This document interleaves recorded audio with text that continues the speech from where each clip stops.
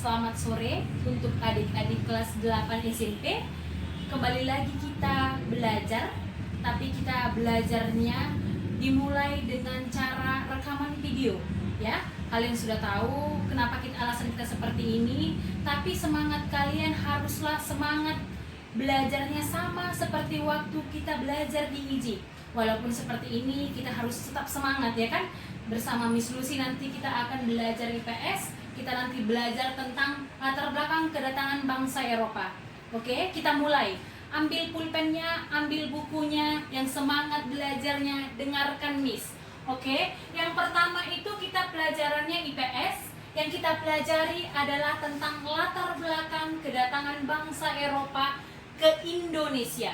Oke? Nanti di sini Miss bagi-bagilah tentang kedatangan bangsa Eropa itu. Yang pertama nanti kita bahas tentang tujuan kedatangannya, prosesnya. Karena apa? Kalian datang ke suatu tempat pasti ada tujuannya dan caranya seperti apa, itulah yang disebut dengan proses kedatangannya nanti. Oke, kita mulai. Latar belakang kedatangan bangsa Eropa. Kalian ingat-ingatlah dulu apa-apa saja itu bangsa Eropa. Jangan ada lagi nanti yang memasukkan Cina Miss, Jepang Miss, karena pernah Jepang menjajah ke Indonesia. Bukan, itu bangsa Asia. Bangsa Eropa yang pernah datang ke Indonesia adalah Portugis, Spanyol, Inggris, dan Belanda. Oke, bisa kalian ingat-ingat, ini adalah jagonya, ini pemain sepak bola semua di sini kan. Sambil kalian ingat-ingatlah lagi apa bangsa Eropa. Tapi untuk yang datang ke Indonesia, inilah bangsa Eropa yang datang ke Indonesia. Yang pertama kita mulai latar belakangnya. Kenapa lah bangsa Eropa itu mau datang ke Indonesia? Alasan pertama adalah jatuhnya kota Konstantinopel ke Turki. Oke, karena mereka ini terjadi perlawanan, terjadilah nanti kekacauan di daerah pelayaran, ya. Yang kedua, karena adanya kemajuan pengetahuan teknologi, yaitu contohnya apa, Miss?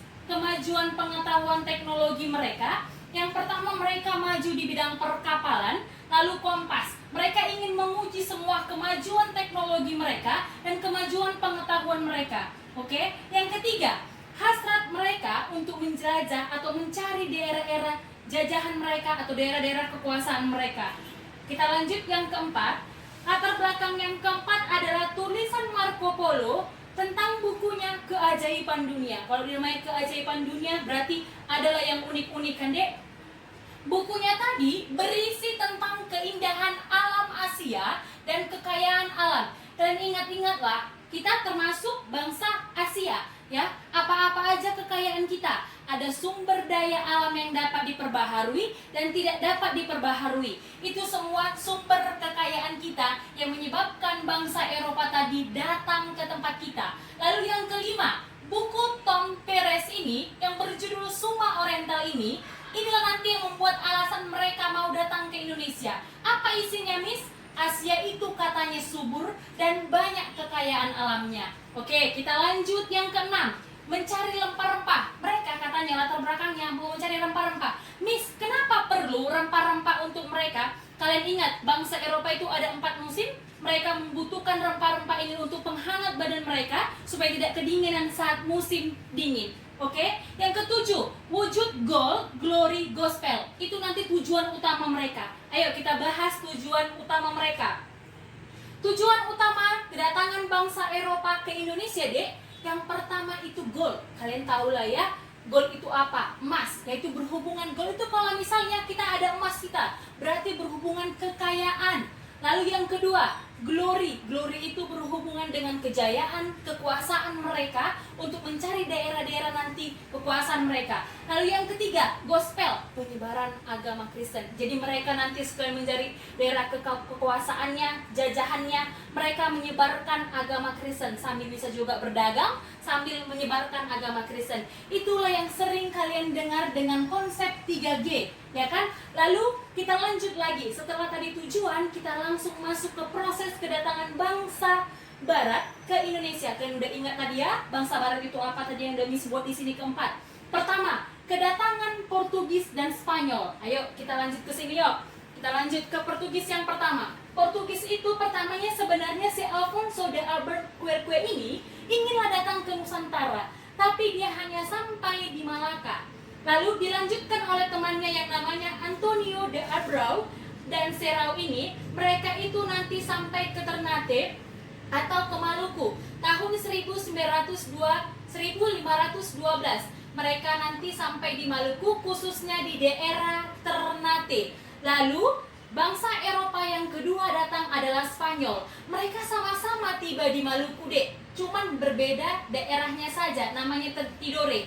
Saat kedua bangsa ini datang ke Maluku, sedang terjadi perlawanan atau perebutan kekuasaan atau daerah, Dek. Jadi dibantulah tadi wilayah Ternate sama Portugis, dibantulah wilayah Tidore ini sama Spanyol. Oke, terjadilah perlawanan. Kalahlah Spanyol dengan Tidore ini, dibuatlah yang namanya Perjanjian Saragossa. Isi Perjanjian Saragossa itu, Spanyol harus meninggalkan Maluku. Oke, meninggalkan Maluku lah mereka. Lanjut lagi yang ketiga, Inggris.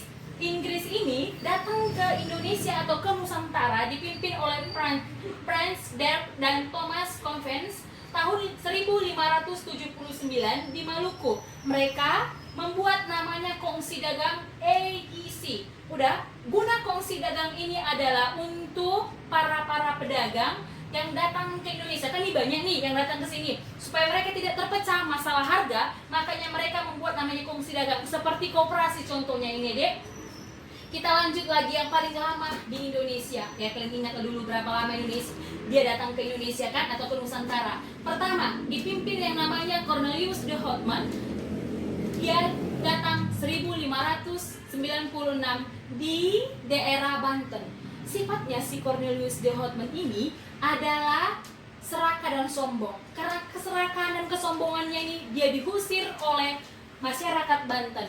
Udah, setelah diusir, masuklah Jacob Pandik 1598 di Banten.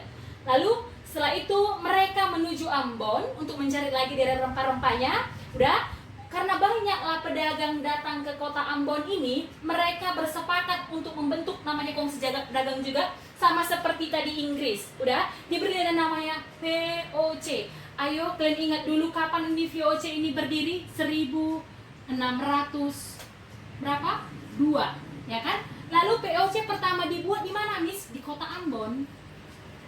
Udah, di Ambon. Lalu karena jalur perdagangannya lebih bagus di daerah Jayakarta atau Jakarta, maka dipindahkanlah lagi VOC ke Jayakarta atau Jakarta nantinya.